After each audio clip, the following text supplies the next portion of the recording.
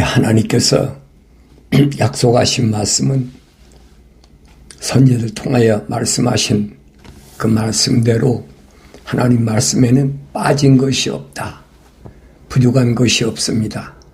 그래서 성경을 빼놓고 다른 곳에서 부족한 것을 메꾸기 위해서 찾는다면 그 사람은 어리석은 사람입니다. 사람들을 계속 속이는 거지. 어떻게 하면 사람들을 많이 속일까? 이 속이는 사람을 세상에서는 위트가 있다. 다르게 표현하면 그 위험에서 잘 해결하는 사람이다. 또 지혜로운 사람이다. 별 저기를 다 하죠. 근데 하나님 말씀은 정반대예요. 어떤 경우도 속이는 것은 하나님께서 용납지 않으신다 하는 것을 알아야 됩니다. 그래서 누가 속이는 일을 하느냐? 성경은 말씀합니다. 악인은 속이는 일을 한다. 그래서 악인이 누구냐? 하나님의 약속을 믿지 못하고 하나님 명령에 불순종하는 사람은 그 사람이 무슨 일을 하든 어떤 직업을 가졌든 그 사람은 속이는 일을 하는 약한 사람으로 그렇게 하나님께서 규정해 버리셨어요. 내가 아무리 선한 척하고 내가 아무리 깨끗한 척해도 하나님 앞에는 통하지 않는다는 것을 알아야 됩니다. 그러나 의를 뿌리는 자는 그렇죠. 의를 다시 말하면 하나님의 약속만 믿고 또 약속을 위해서 헌신하는 사람은 의를 뿌리는 자는 확실한 상이 있느니라. 하늘의 상급은 누구에게 있느냐? 의를 뿌리는 자에게 있다. 의를 외치는 자에게. 다시 말하면 하나님의 약속만 믿어라. 하나님의 약속 외에는 하늘 아래에서 믿을 만한 건 아무것도 없음을. 왜냐하면 하나님은 창조주 하나님이시기 때문에 피조물의 거짓말에 그렇게 쉽게 동요되거나 쉽게 속지 않으시는 분이 하나님이에요. 근데 어리석은 사탄 마귀는 하나님이 계속해서 속이려고 그러잖아요. 어떤 예를 보면 그렇습니까? 욥을 보면 그렇잖아요. 하나님께서 내 종 욥을 보았느냐? 그러니까 뭐라고 합니까? 아니 하나님께서 울타리를 쳐주셔서 그를 보호하시기 때문에 울타리를 쳐준다는 말은 무슨 말입니까? 천사를 동원해서 아무도 건드리지 못하게 하죠. 그러니까 잘 될 수밖에 없지요. 악의 세력이 침범하지 못하게 하니까. 그러니까 그가 그렇게 잘 되지, 그가 만약에 잘못된다면 하나님께서 두르신 울타리를 거두신다면 그가 하나님을 그렇게 섬기겠습니까? 하나님의 피조물이 하나님을 속이려고 하나님 가만 놔두십니까? 욥이 네 손에 있잖아. 하늘 아래에 있으니까. 그러니까 하늘 아래에 있는 욥을 내가 마음대로 해. 그러니까 사탄이가 금방 나와가지고 욥의 모든 재물 같은 것도 다 흩어버리고 성경에 기록된 거 보면 강도당하고 하늘에서 불이 내려와서 또 가축들을 죽게 하고 요즘 말하면 벼락쳤다고 할까요?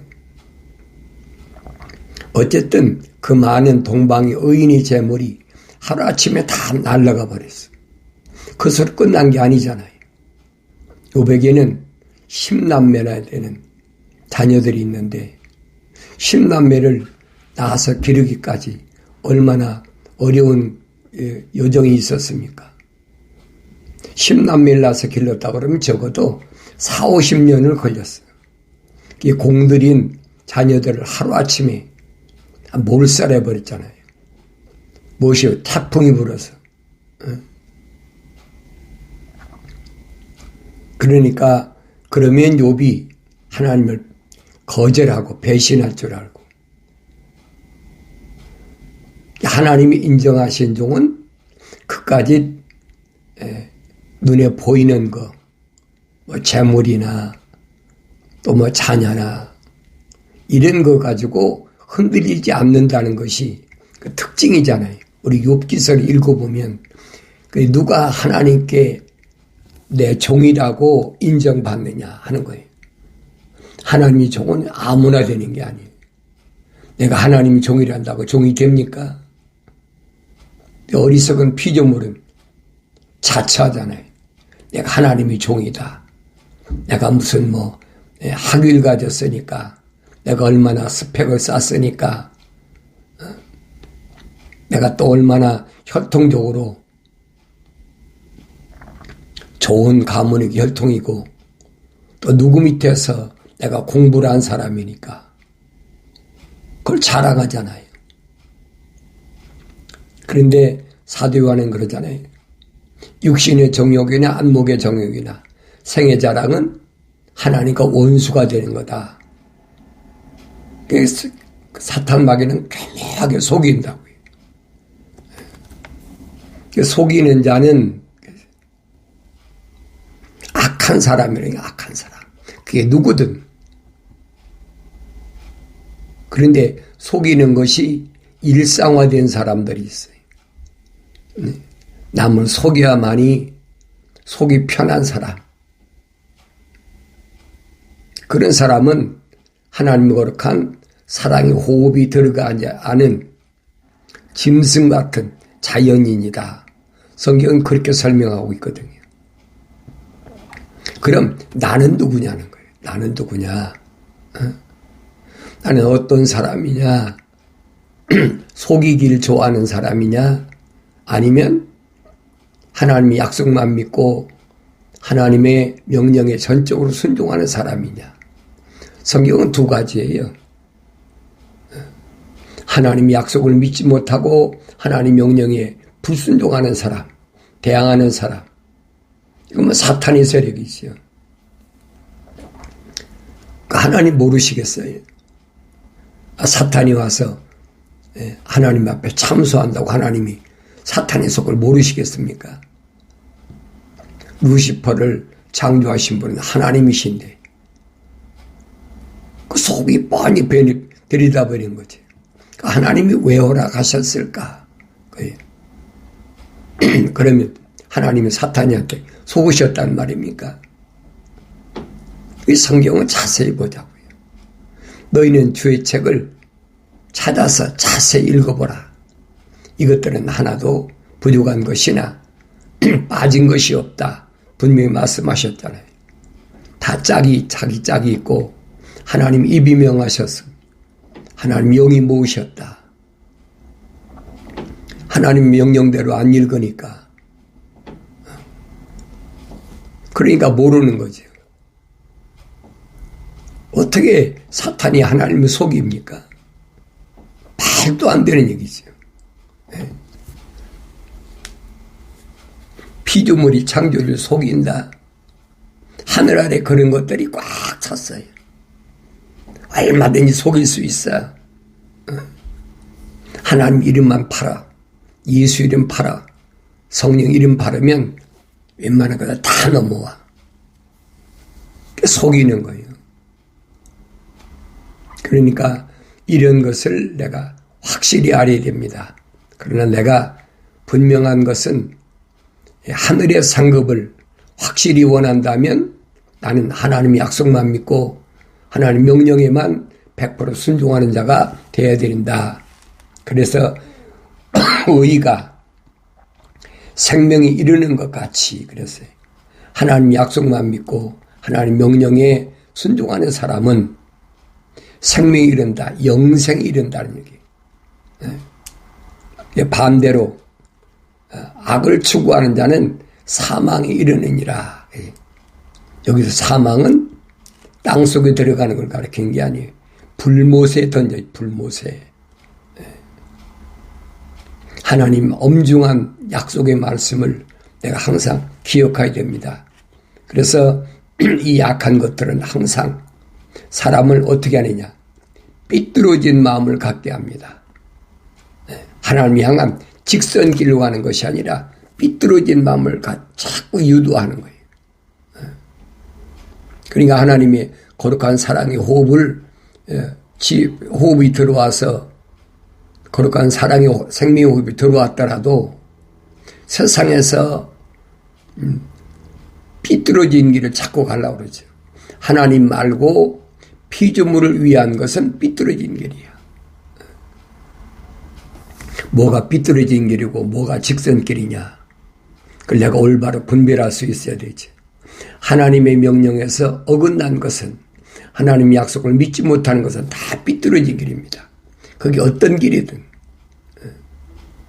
그가 내 명예를 얻는 길이든 아니면 하늘 아래서 물질을 많이 모을 수 있는 길이든 다 삐뚤어진 길이에요.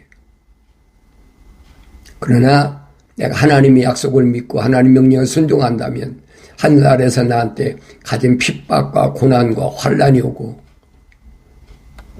어려운 일이 와도 하늘나라 상급을 위해서 영생의 소망이 있는 사람은 삐뚤어진 가지 않지요. 그래서 삐뚤어진 마음을 가진 자들은 주께 가증하다 그랬어요. 어리석게 보이는 거지. 가증스럽게 보여요. 행위가 정직한 자들은 그의 기쁨이니라.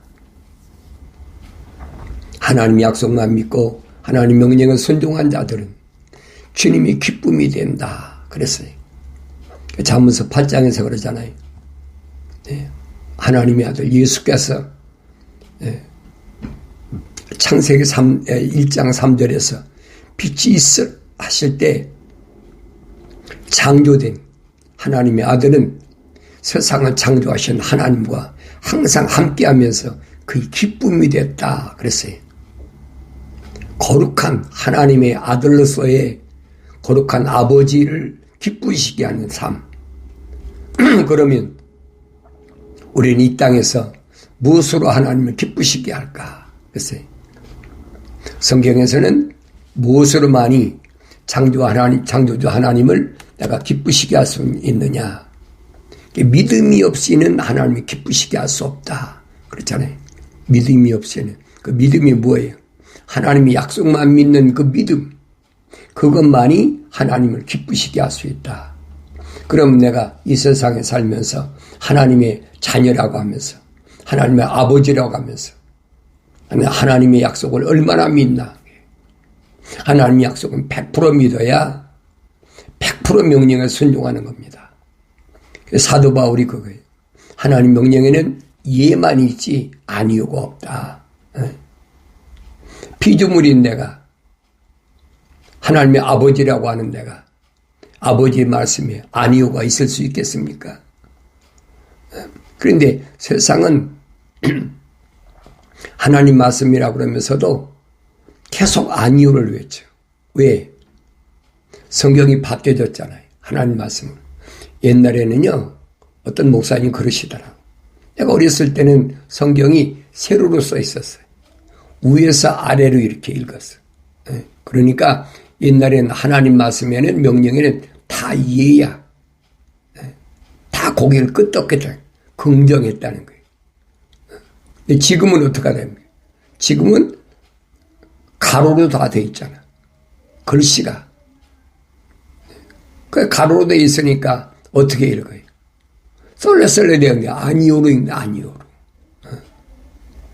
어떤 목사님은 그렇게 표현하셨더라고. 그런 것 같아요, 보니까. 내가 어렸을 때는 하나님 말씀 성경이 전부 세로로 돼 있었어. 그러니까 성경 읽으려면 위에서 아래로 읽어야 돼, 이렇게. 이해해야지. 우리 그 상식적으로 표현할 때 고개를 끄덕거리면 긍정이잖아요. 예의잖아요. 아니오는 뭡니까? 옆으로, 세상이 그렇게 되어 있다는 거예요. 어디서 그렇게 돌았습니까? 유럽에서 돌아왔거든요. 영어가 세상을 이제 판치면서, 그런데 한국에서는 한국말이 원래가 그렇게 안 되어 있잖아요. 그러니까 이런 내용들을 우리가 올바로 알아야 바르게 갈 수 있다 하는 것을 알아야 됩니다. 그리고 전에는요, 성경이 창세기가 오른쪽에서 있었어요. 오른쪽에서부터 창세기가 시작됐거든요. 시작이 오른쪽으로 돼 있어요. 지금은 왼쪽이잖아요. 오른쪽이냐 왼쪽이냐 우리 생각해 봐야 되죠. 주님이 뭐라고 하셨습니까? 주님이 마지막 때는 양들은 오른편에 그랬잖아요. 염소는 왼편에. 그래서 오른편에 있는 양들에게는 마지막 때문에 이 복을 받을 자들이라. 영생의 복을 받을 자들이라. 근데 왼편에 있는 것들은 뭐예요? 영원히 불못에 던질 저주받을 자들이라고 주님 표현하셨잖아요. 그러니까 이런 말씀들이 무슨 말씀인가를 내가 올바로 깨달아야 돼. 왜 세상은 마지막 때가 됐다는 거예요. 그게 그 이해입니다. 전부 염소 쪽으로 왼쪽으로 가게 돼 있지. 그게 무슨 말인가? 우리가 뭐 정치하는데 뭐 왼편이냐 오른편이냐 그 얘기가 아니에요. 주님이 하신 말씀 거예요. 그 내가 말한 게 아니에요. 주님이 복음서를 분명히 말씀하시잖아요. 오른편과 왼편에 나눠놓는데 오른편에는 양들을, 왼편에는 염소들을. 비슷하잖아요. 그래 분명히 주님이 나눠놓으신다는 거예요. 그럼 오른편에 양들의 특징은 뭐냐? 이름이 있다는 겁니다.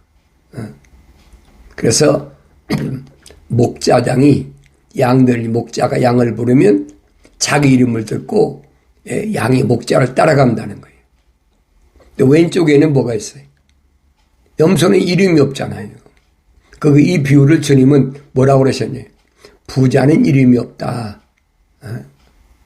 그러나 거기 나사로는 부자의 상에서 떨어진 거 주워 먹지만은 나사로는 이름이 있잖아요. 우리가 이 말씀을 깊이 생각해 보면 내가 어머니 태에 있을 때에 분명히 내 이름이 하늘나라 생명체에 기록된 사람이 있고 기록이 안 된 사람이 있어요. 그건 육신의 이름을 가리키는 게 아니에요. 육신의 이름은 이 겉사람 이름을 가리키는 거예요. 혈통적인 이 겉사람. 우리 할아버지, 우리 아버지, 나, 또 내 아들, 손주, 이 혈통적으로 이름이 있잖아요. 이 겉사람이란 말이에요. 그런데 다윗이 고백한 걸 보면 어머니 태에 있을 때에 오장육부가 만들어지기 전에 사지가 완전히 완성되기 전에 하나님이 나를 간섭하셔 덮으셔서 그때 나의 모든 것을 다 하나님 책에 기록해 놨다는 거예요. 그러니까 그것은 육신의 이름이 아니죠. 내 육신 안에 있는 내 이름이 따로 있다는 얘기예요. 요한계시록 가면 뭐라고 한 거예요? 주님이 약속하셨잖아요. 이기는 자에게는 내가 흰돌을 주는데 그 흰돌에 이름이 적혀 있다는 거예요. 그 놀라운 비밀 아니에요. 그 흰돌 위에 이름은 받은 자 외에는 몰라. 육신의 내 부모나 형제나 자매나 아무도 몰라. 그건 하나님만 아세요. 그게 주님 말씀하시는 오른편에 양에게 준 이름이에요. 그러니까 지금 내 육신에 주어진 이름이 구원하고는 아무 상관이 없어요. 그런데 하늘 아래서는 거짓말로 뭐라 하려면 당신 이름을 꼭 써야 돼. 이름을 써가지고 뭐 구제도 하고 헌금도 하고 그렇잖아요. 어디서? 하늘의 종교서 그러잖아요. 주님은 반대잖아요. 주님 뭐라고 말씀하십니까? 내가 굳이 하려면 오른손이 하는 것을 왼손이 모르게 하라는 거예요. 근데 창조주 하나님 모르시겠습니까? 그러니까 육신 안에 있는 내 이름은 따로 있다는 얘기예요. 하늘나라에. 나도 몰라요 지금 그 이름은. 받은 자 외에는 모른다. 그래서 이기는 자는 반드시 그 이름을 흰도로에 기록해 주시겠다는 거예요. 약속이잖아요. 그 약속을 믿어야 되죠.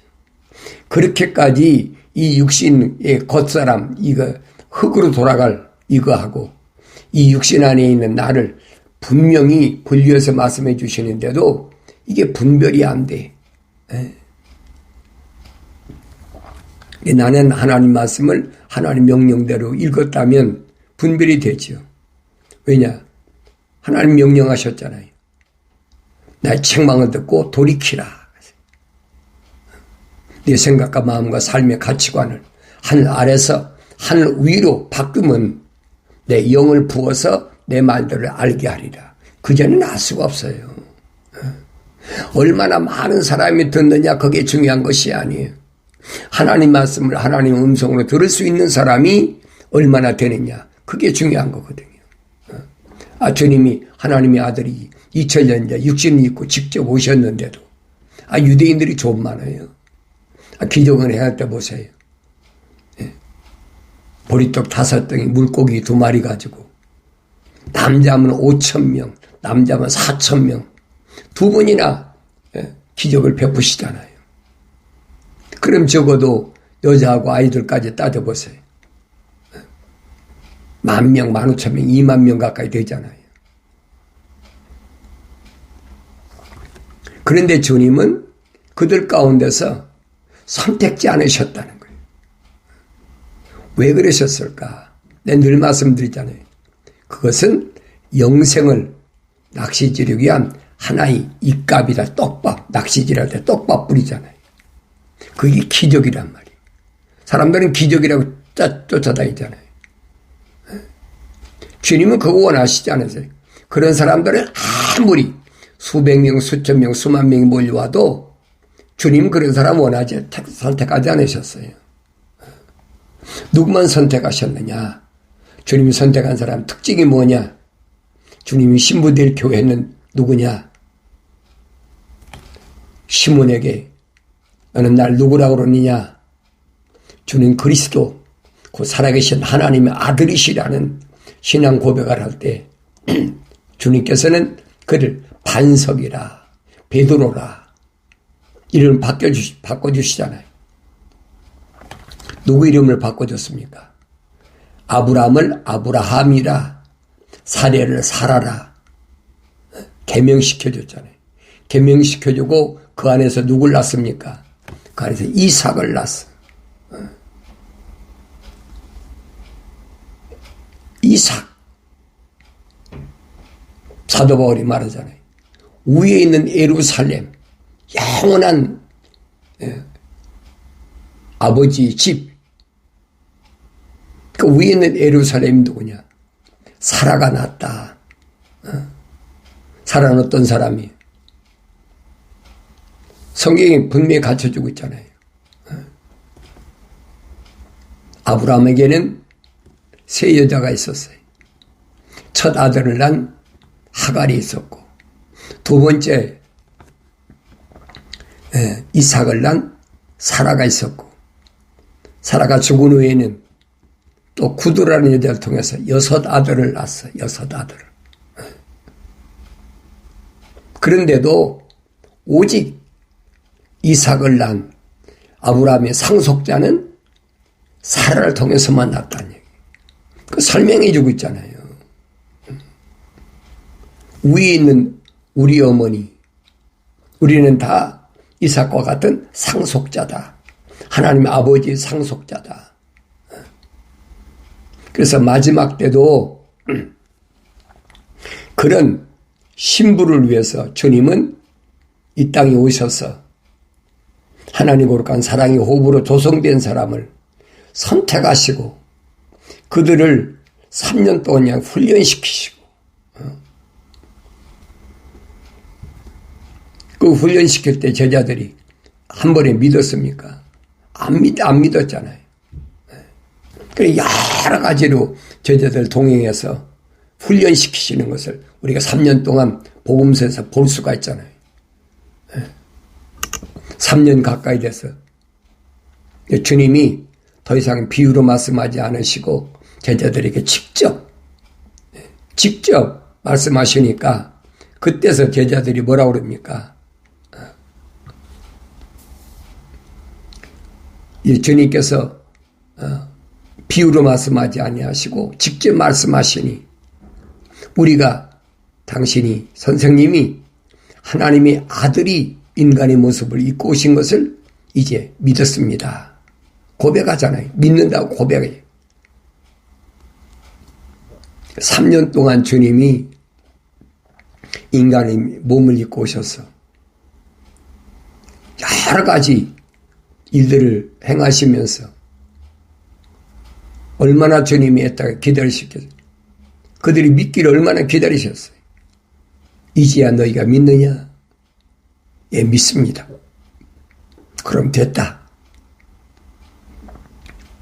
이제 나는 아버지 앞에 돌아간다. 내가 떠나간다. 떠나가면 내가 떠나간다고 너희를 고아나 과부처럼 놔두질 않아. 내가 내 아버지께 구해서 보혜사 성령을 보내주실 텐데 내 이름으로 너에게 성령을 보내주실 텐데 그분이 오시면 진리의 영이신 위로자 너희가 고통당하고 너희가 고난당하고 너희가 학대받고 왜? 하나님 말씀을 받았으니까 주님 말씀하시잖아요. 내가 아버지의 말씀을 주었더니 세상에 그들을 핍박하고 미워합니다. 그러면 고아나 과부같이 누구를 의지하겠습니까? 지금까지는 하늘같이 믿었지요. 왜? 놀라운 그 초인간적인 능력을 행하시잖아요. 귀신도 내쫓고 파도도 잠자리 명하시고 무리를 걸으시고 얼마나 엄청나요. 그러니까 믿을만 하죠. 든든하지요. 근데 떠나시겠다 그러니까 너희를 고아와 과부같이 버려두지 않고 위로자 너희가 힘들 때에 너희를 위로해 주실 너희와 함께 하실 성령을 내가 아버지 옆에 구해서 보낼 테니까 약속이잖아요. 그게 성령이 여러분. 그분이 오시면 너희를 하나님 말씀을 기억나게 해주고 가르쳐준다. 성령이 가르쳐 주신다는 거예요. 그리고 내가 너에게 한 말들을 기억나게 한다. 약속이잖아요. 그리고 앞으로 다가올 일에 대해서도 너에게 알게 하시는데 그는 자기가 자기의 말을 하는 것이 아니라 주님이 하신 말씀들을 기억나게 하는 거예요. 그게 성령의 역사예요. 성령 받은 사람이 주님이 하신 말씀 위에 다른 말을 한다면 그건 자기가 거짓말했다는 증거예요. 그게. 그러니까 이런 말씀들을 내가 성경을 통해서 올바로 깨달아야 뭐가 가짜고 진짜인지를 분별할 수가 있죠. 많이 배웠다고 그래서 그 사람이 안 속이는 게 아니에요. 아주 뭐라고 그럴까요?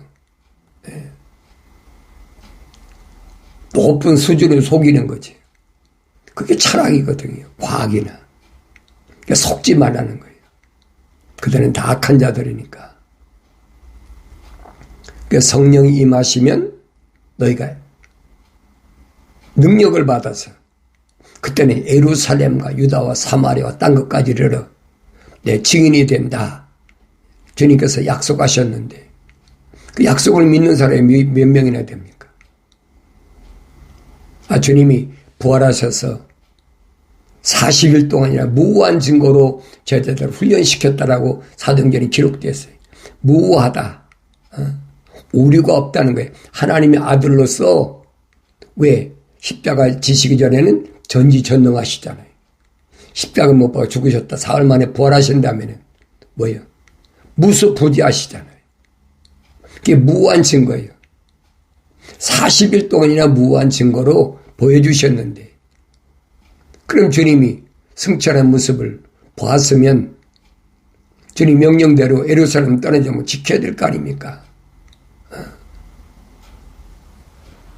승천한 모습을 보고 천사들이 나타나서 너희가 본 선생 예수는 하나님의 아들은 너희가 본 그대로 그 모습으로 오신다라고 천사들이 증거했는데도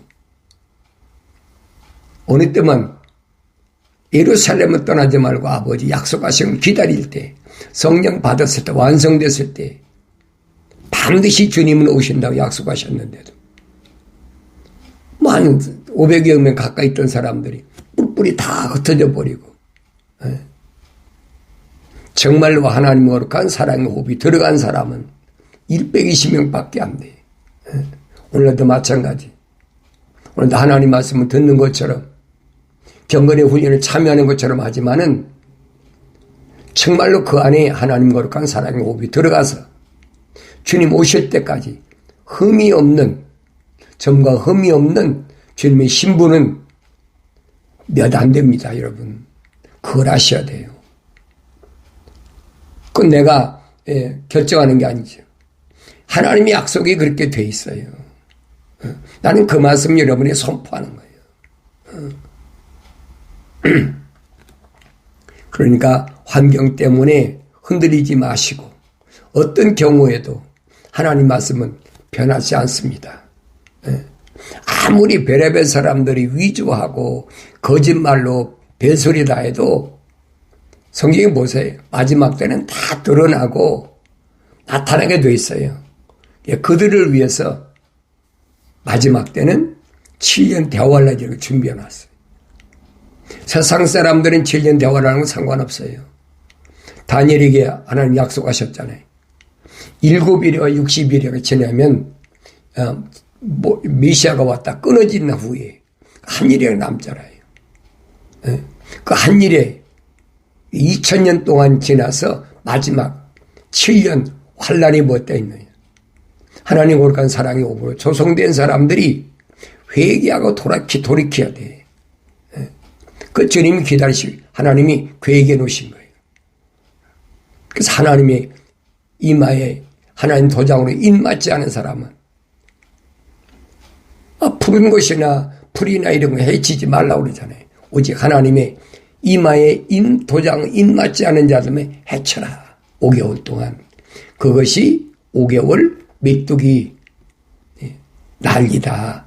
환란이다.